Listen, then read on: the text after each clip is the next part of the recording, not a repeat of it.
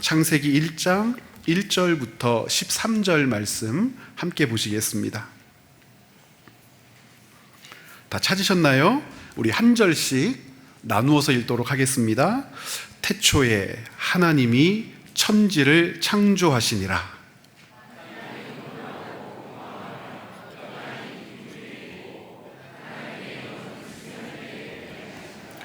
하나님이 이르시되 빛이 있으라 하시니 빛이 있었고,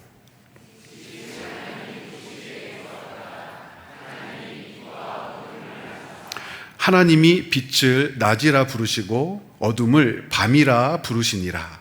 저녁이 되고 아침이 되니 이는 첫째 날이라.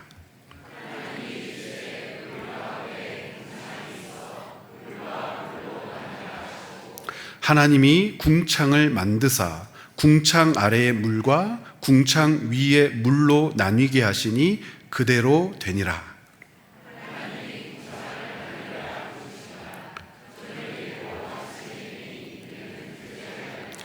하나님이 이르시되 천하의 물이 한 곳으로 모이고 묻이 드러나라 하시니 그대로 되니라.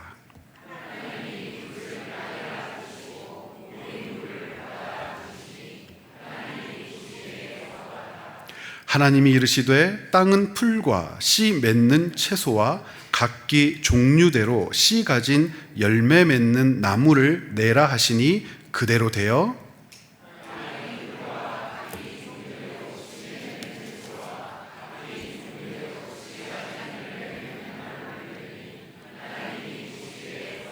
함께 읽겠습니다. 저녁이 되고 아침이 되니 이는 셋째 날이니라.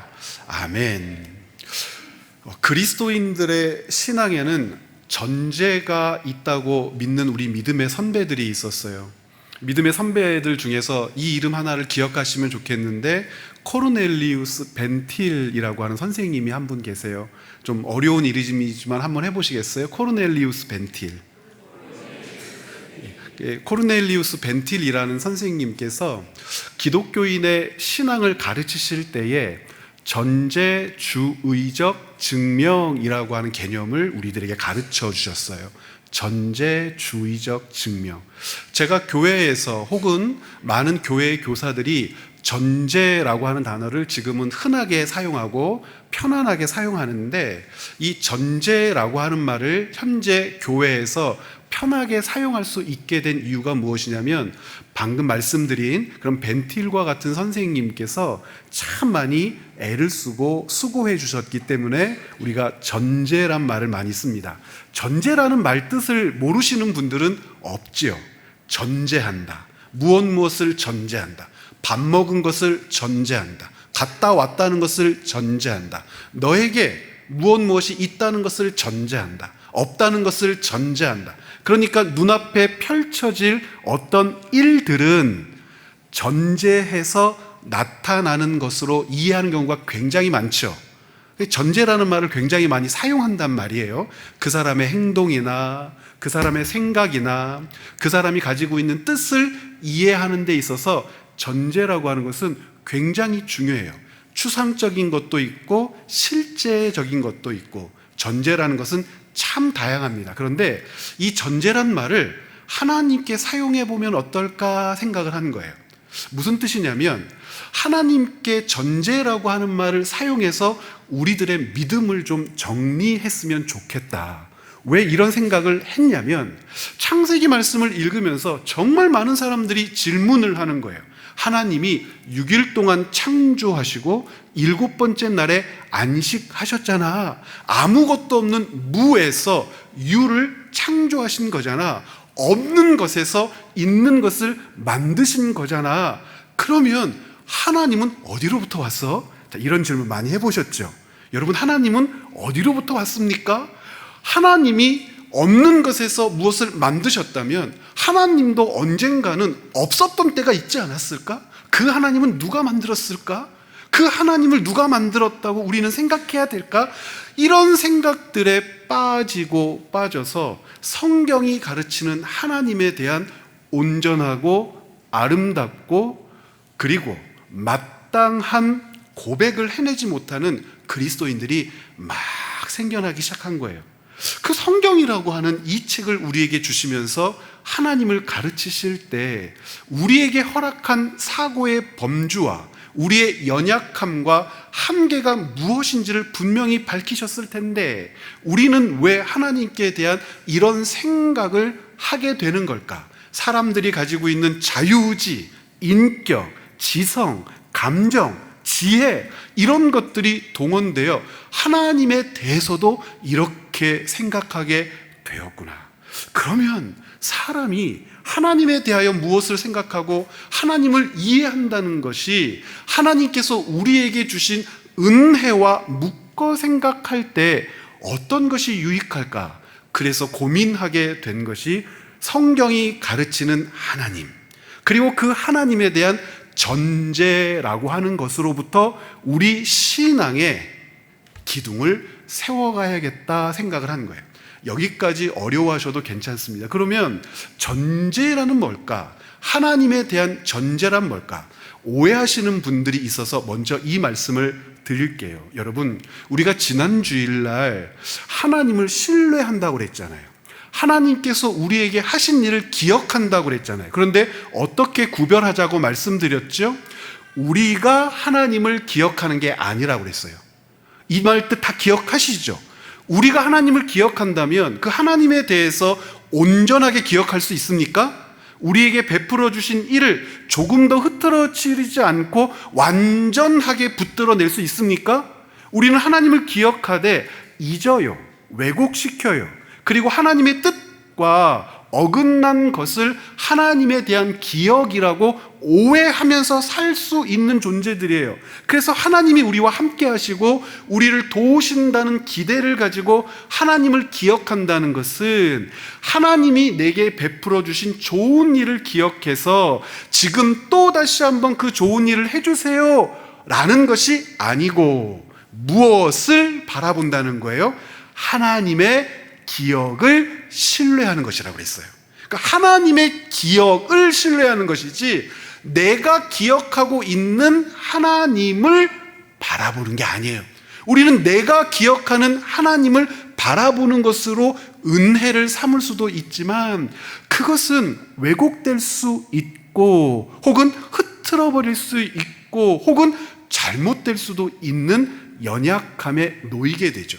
인간은 그런 존재예요. 그래서 우리가 하나님께 대하여 무엇을 기대한다는 것은 하나님의 기억을 신뢰하는 거예요. 그럼 하나님의 기억은 흐트러지지 않는, 왜곡되지 않는 온전한 그 신뢰는 왜 가능하죠? 당신께서 당신의 말씀을 우리에게 주셨으니까. 하나님의 말씀을 읽고 하나님의 말씀을 들여다보면 하나님이 누구신지 내 기억을 의지해서 쫓아가지 않아도 돼요. 내 감정을 의지해서 하나님을 바라보지 않아도 돼요. 내가 가지고 있는 지식 체계를 붙들어야만 하나님을 믿을 수 있는 게 아니에요. 내 지식 체계가 아니고 내 감정이 아니고 내 지혜가 아니고 우리에게 주신 하나님의 말씀을 읽었더니 그 하나님은, 성경에 기록된 하나님은 이런 하나님이고 저런 하나님이야. 그러므로 하나님께 대하여 내 삶을 맡겨 기대한다는 것은 내가 기억하는 하나님에 대한 추억 때문에 가능한 것이 아니라 누구의 기억을 신뢰하기 때문이에요? 하나님의 기억을 신뢰하기 때문에 기도하고 바라고 기대하고 기다릴 수 있는 존재가 되었단 말이에요. 자, 이 도식을 기억한다면 전제라고 하는 말도 이해할 수가 있어요. 어떻게 이해할 수가 있냐면 하나님의 창조를 생각할 때 많은 분들이 그래요.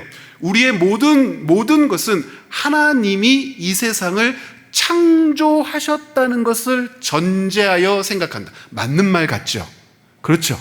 하나님이 산도 만드시고 태양도 만드시고 달도 만드셨다는 것을 전제하여서 하나님의 섭리와 통치를 생각한다. 만드셨으니까 다스리겠지. 이게 굉장히 멋진 믿음인 것 같은데요, 우리는 그렇게 전제할 수 있는 수준의 존재가 아니에요. 그러면 전제한다는 것은 뭐냐? 무엇을 전제한다는 것이냐? 하나님이 세상을 창조하셨다는 것은 사실이에요. 이것은 전제하는 것이 아니라 뭐라고요? 사실이에요. 왜곡할 수 없는 사실이에요. 이 일은 있었어요. 하나님께서 하셨어요. 이건 사실이에요. 그럼 뭐가 전제되어야 되느냐? 창조하신 하나님 앞에 세상의 모든 것들을 세워야 한다는 것. 사람의 지식을 세워야 하며 사람의 감정을 점검해야 하며 역사를 세워야 하며 역사를 바라보면서 깨닫고 붙들어야 할 것은 세상을 창조하셨다는 사실 앞에 눈앞에 펼쳐지는 모든 것들이 나타나고 있다는 것을 전제한다는 거예요. 그러면 두 가지를 나누어 볼 수 있는 거예요. 어떻게 나누어 볼 수 있느냐? 하나님이 창조하셨다는 것은 사실이에요. 그러면 창조하신 하나님께서 무엇을 하실까? 무엇을 하시는 거죠? 다스리시는 거죠. 통치하시는 거죠. 운영하시는 거죠. 보존하시는 거죠. 이끌어 가시는 거죠. 무엇을 향하여, 무엇을 위하여, 왜 그렇게 하실까를 우리는 성경에서 찾게 되는 거란 말입니다.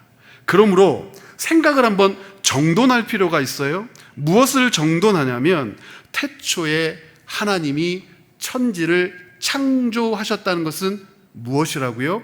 사실입니다.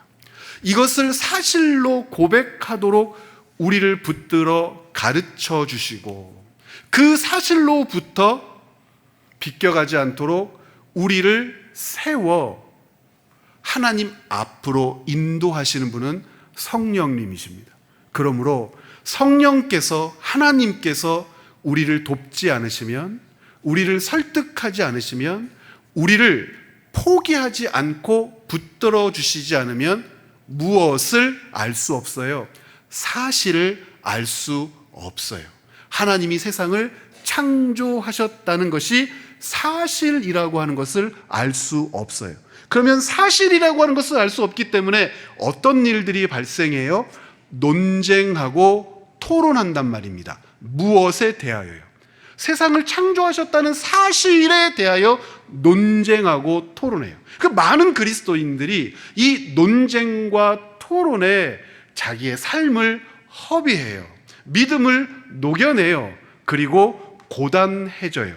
그리스도인들의 모든 대화는 무엇으로부터 시작하냐면 바로 이 사실로부터 시작되고 이것이 사실이기 때문에 우리의 생각을 정돈하고 우리의 생각을, 삶을 전환해서 하나님 앞에 세워 놓는 일을 이 땅에서 감당하며 나아가는 것, 이것이 창세기 말씀을 읽으면서 확인하고 살피고 깨달아야 할 중요한 가치입니다. 그러므로 하나님이 세상을 창조하셨다, 하나님의 창조주 되심이 여러분들에게도 논쟁거리 혹은 논란의 거리가 되지 않기를 간절히 소원합니다. 하나님이 창조하셨다는 것은 사실이에요. 이 사실 앞에 우리 삶의 형편과 내용과 환경과 상황을 세워 놓는 거예요. 하나님이 세상을 창조하셨다면 나는 그 창조하신 하나님 앞에 어떤 존재인가? 내가 맞닥뜨린 상황은 창조하신 하나님 앞에서 어떤 의미가 있는가? 내가 살아내야 될 환경이라고 하는 것은 창조하신 하나님의 통치와 다스림 안에서 어떤 의미가 있는가? 그것을 묻고 그 가르침을 듣고 그렇게 확인하고 알게 되는 우리의 삶의 내용과 형편을 한 걸음씩 한 걸음씩 내디디며 나아가는 것이 그리스도인들의 삶이며 우리가 이 땅에 존재하는 의미를 확인하는 과정이 된단 말입니다.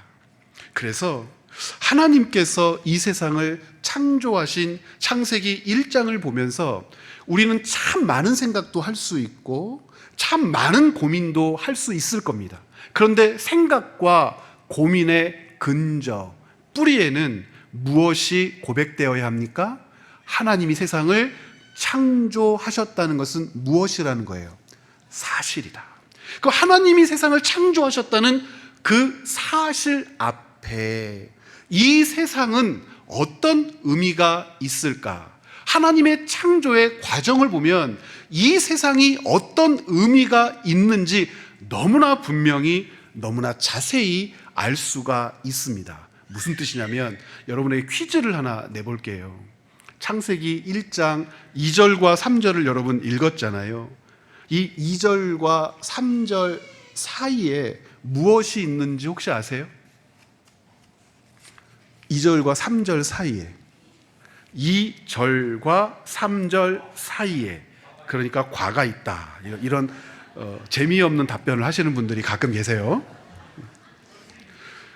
2절과 3절 사이에 있는 것 여러분 한번 들어보시겠습니까? 창세기 1장 2절로 3절, 땅이 혼돈하고 공허하며 흑암이 깊음 위에 있고 하나님의 영은 수면 위에 운행하시니라. 하나님이 이르시되 빛이 있으라 하시니 빛이 있었고. 자, 2절은 무엇으로 대표되는 구절입니까?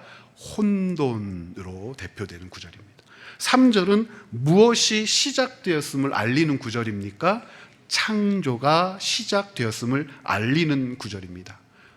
논쟁하지 말고 이렇게만 생각을 한번 해보죠. 혼돈이 있었고 창조가 있습니다. 혼돈과 창조 사이라는 말을 저는 2절과 3절 사이라고 여러분들에게 말씀드린 거예요. 혼돈과 창조 사이에 무엇이 있습니까? 하나님의 말씀이 있죠. 옛날 성경이 그래서 좋아요. 가라사대라는 말씀이 있고, 요즘 말씀으로는 어떻게 번역이 되어 있어요? 이르시되. 혼돈과 창조 사이에는 하나님의 말씀이 있습니다. 그러면 이 하나님의 말씀을 통해서 이 혼돈이 무엇으로 나아가 우리에게 펼쳐지게 됩니까? 창조의 모습으로 나아가 하나님의 창조를 우리에게 가르쳐 주는데, 하나님의 창조를 꼼꼼하게 읽어보면 이것이 질서 있는 창조라는 것을 알 수 있죠. 계획 있는 창조라고 하는 것을 알 수 있단 말입니다. 첫째 날부터 세 번째 날까지만 우리가 읽었는데, 이 첫 번째 날과 세 번째 날까지의 모든 내용들은 무엇을 창조하신 것이라고 대부분 깨달아요? 집을 창조하신 거죠. 마치 집으로 따진다면 집을 창조하신 거고, 네 번째부터 여섯째 날까지는 그 창조된 것의 모든 것들을 채워 놓으시는 과정이고, 이 모든 것들이 채워졌을 때 마지막에 인간을 창조하심으로 살게 하시는 거죠. 그러므로 목적은 누구에게 있는 것이냐면 인간에게 있고, 그 인간으로 말미암아 살게 하는, 존재하게 하는 세상을 만들기 위하여 하나님께서는 첫 번째 날부터 여섯 번째 날까지의 역사를 진행하셨다는 거죠. 그러므로 이 첫 번째 날부터 여섯 번째 날까지 진행되는 하나님의 창조를 통해서 우리는 하나님께서 이 땅에 내신 인간을 위하여 하셨던 질서 있는 일들을 깨닫게 된단 말입니다. 혼돈이 질서로 나아가게 되는 거죠. 혼돈을 질서로 우리 앞에 펼쳐낸 것은 다른 데 있지 않고, 다른 것에 기인하지 않고, 무엇으로 말미암아 혼돈을 질서로 우리 앞에 펼쳐내십니까? 하나님의 말씀으로 그 일을 우리 앞에 펼쳐내셨다는 사실을 창세기를 읽으면서 확인하게 된단 말이죠. 그러므로 무엇을 기억하는 것? 하나님의 창조는 사실이라는 것. 하나님의 창조가 사실이라면 그 창조는 혼돈을 질서로 만드는 창조였고, 우리를 위하여 일하신 하나님의 여정이었고, 우리에게 주어진 가장 놀라운 은혜를 우리로 깨닫고 보고 살게 하기 위하여 하나님이 얼마나 어마어마한 귀한 복된 역사적인 일을 행하셨는지를 생각하게 된다면 인간이라고 하는 존재가 가진 특권에 주목하게 되는데, 인간이라고 하는 존재가 가진 가장 중요한 특권은 뭐냐면 하나님의 창조의 역사의 결론에 인간을 두시고 그를 위하여 하나님이 일하셨고, 그를 위하여 하실 일들을 하나님의 창조의 여정을 통하여 보여주셨기에, 하나님의 창조 이후에 하나님께서 스스로에게 이르시고 가르쳐 주시기를 7번째 날에 안식하셨다라고 하는 이 말씀 자체는 쉬셨다, 멈추셨다, 모든 것을 중단하셨다는 의미로서의 안식이 아니라 완성했다, 만들어졌다. 완성하고 만들어졌으면 그것으로 끝나는 것이 아니라 그 다음부터는 어떤 일이 있어요? 움직이고 운영하고 사용하고 발현되도록 역사하시는 하나님의 일이 깊이 관여되어 있어서, 안식하셨다는 것은 쉬었다라고 하는 뜻이 아니라 하나님의 완성애로, 하나님의 온전애로, 하나님의 완전애로 하나님의 백성들을 들여 살게 하시고, 그 완전과 온전과 완성을 선물로 주시며 하나님의 백성을 이 땅에 기르시며 내시며 당신의 뜻을 감당하며 존재하게 하셨다는 거예요. 창세기 1장을 통해서 그러므로 깨닫게 되는 것, 그때 일하신 하나님은 지금도 일하시죠. 지금 일하시는 하나님은 이후로도 일하십니다. 창조된 것들을 만들어 놓고 손을 떼거나 외면하거나 상관없는 것처럼 버려버리시는 하나님이 아니라 움직이시는 하나님, 조성하는 것으로 끝내시는 분이 아니라 그 조성한 것들이 보존되도록 붙들어 다스리시는 하나님, 움직이시고 운영하시고 보존되는 것을 붙들어 다스리시는 하나님의 목적은 누구를 위함입니까? 당신의 사랑하는 백성, 자녀, 인간을 위하여 그렇게 일하고 계신단 말입니다. 우리가 가진 이 귀하고 거룩한 특권을 붙들어 내는 것이 복이죠. 처음에 말씀드렸습니다. 지난주에도 여러분들에게 그래서 간절하게 말씀드렸습니다. 하나님께 기대할 수 있죠. 하나님께 소원을 둘 수 있죠. 하나님께 부탁할 수 있죠. 하나님께, 살아계신 하나님께 우리의 모든 것을 걸고 나아갈 수 있죠. 이유는 하나님의 기억 때문이란 말입니다. 우리와 약속하신 기억, 인간과 약속하신 기억, 그리고 이 세상을 운영하고 다스리시며 우리를 위하여 일하시겠다는 하나님의 약속을 하나님은 잊지 않으시기에 하나님께 우리를 드려, 우리의 삶을 드려, 우리의 계획을 드려 일해 달라고 요청할 수 있는 겁니다. 그 하나님에 대한 거룩한 요청, 그 하나님에 대한 단단한 신뢰가 2026년도에 여러분의 삶에서 믿음이라고 불리고 신앙이라고 불리게 되기를 간절히 소원합니다. 세상이 혼돈한 것은 무엇을 알지 못하기 때문에 그래요. 하나님이 창조하셨다는 사실, 하나님이 창조하셨다는 사실을 알지 못하는 세상은 하나님이 세우신 질서 안으로 들어올 수가 없어요.